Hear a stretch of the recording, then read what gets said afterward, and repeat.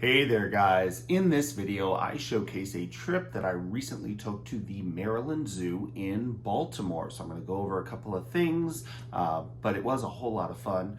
If you guys are interested in seeing a little bit more of this zoo, you definitely want to stick around because that's going to be coming up right after this.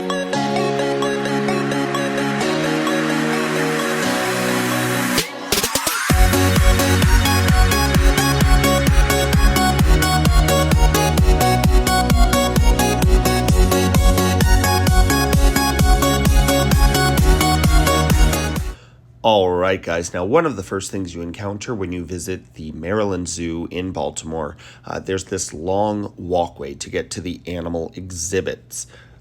Now, there's a lot of educational signage. You have the ability to walk along. It explains the natural environment here, the way that this tiered structure creates different pools that are usable by natural wildlife. And it is a really, really pretty place to go. You can, again, of course, walk it.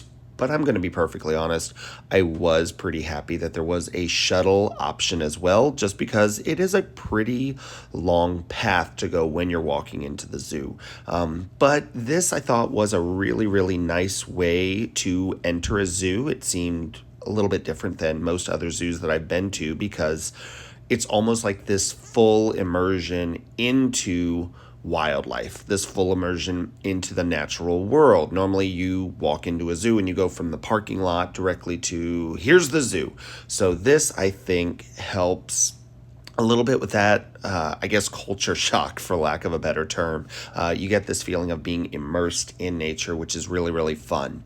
Now, one of my favorite enclosures that we got to see was their Prairie Dog Town, which I could not count how many prairie dogs there were.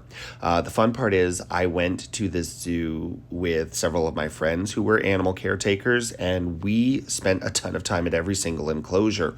So we were looking at things like this netting that they have over the Prairie Dog Town, which we can only assume is a deterrent for birds of prey, since there are also things like those small reflectors there. We were looking at things like the shelters, the standoff barriers. But honestly, just watching this group of prairie dogs, seeing how they interacted with each other, it was a whole lot of fun.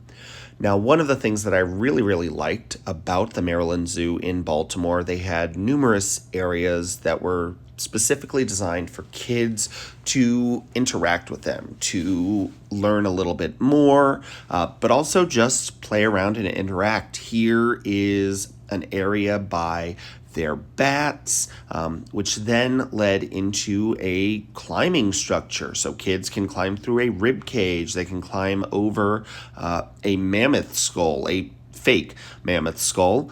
So I thought that was really nice. There was also a lot of enrichment readily available for the animals. Now, depending on the zoo you go to, some zoos have a policy of only using natural enrichment, which means it blends into the environment, but it's a little bit harder for guests to see that there are things there for the animals to interact with. This zoo had a wide variety of both natural and man-made enrichment, and I think it was a really good touch that let people understand that enrichment is a part of taking care of their animals. Now, this enclosure with the white pelicans, the African penguins, was a lot of fun too. One thing I really liked about this place, instead of the night shelter, the holding area being completely disguised in faux rockwork, it's actually designed to look almost like a fishery building, which I thought was a really, really nice touch. Again, that's going to be something that's dependent on what zoo you go to. Some zoos want their enclosures to look completely natural. I think this touch of having a building that is well done, well styled, but is still man-made is a nice touch because it lends itself to the messaging that nature is not separate from us. This might be something that you could encounter. You could be at a fishery where there are pelicans outside. That's actually pretty common. You might be at a fishery where there are pelicans swimming around outside. So I think for kids to be able to see that animals and the natural world are a part of our world is a really, really important message. And I think they did a really, really good job with this. Anytime they had these buildings, I felt like they looked really nice. They looked like they fit there. It wasn't a stretch. Now, when it came to things like birds, you guys know that I absolutely love birds, but they didn't have that many aviaries and bird enclosures open when we visited.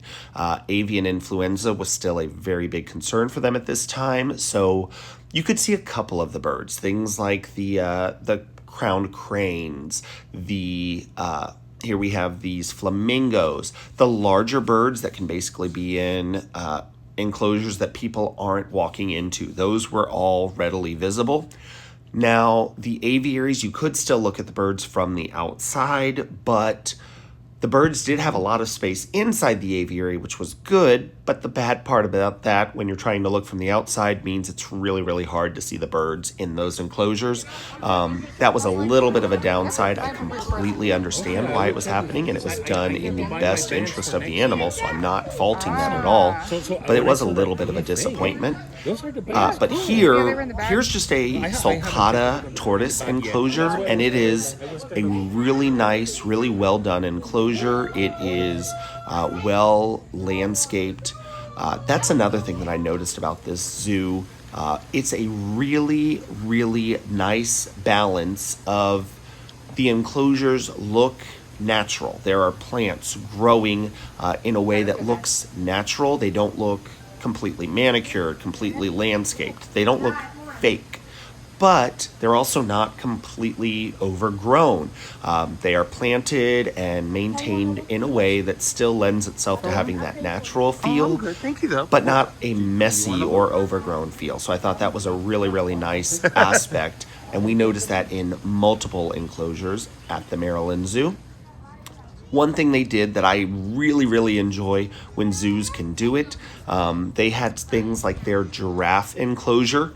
You walk down a path, on one side it's the lions, on one side it's the giraffes, but as you're looking over this giraffe run, in the background behind that, you can see the African elephants moving around behind the giraffes.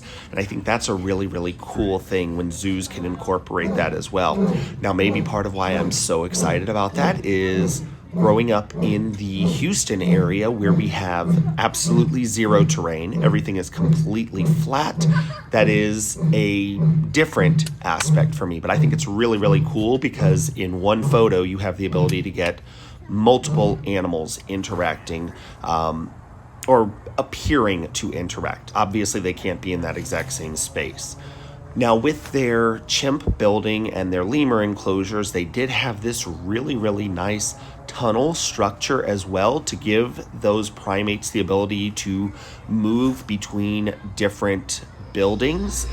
When you go inside the main chimp building, what you'll notice is they have those numerous enclosures. That tunnel connects into the building, and if you look up, there were multiple shift doors throughout that layout. So they could decide what enclosures particular primates were going to move to any given day. I just thought that was a really, really cool touch, a really fun way to interact with this. This building itself was, I felt, done pretty well. When you're at zoos at northern climates, sometimes it can be a little bit of a challenge on appropriately displaying the more tropical animals because there are going to be parts of the year where the ground is covered with snow and tropical animals don't really do well with that. But I thought this building was really, really well done. So ultimately, I had a great time at the Maryland Zoo in Baltimore. If you guys are thinking about visiting, I definitely encourage it. I do want to thank you all so much for watching this video. If you like this video, give it a thumbs up, and I look forward to seeing you guys next time.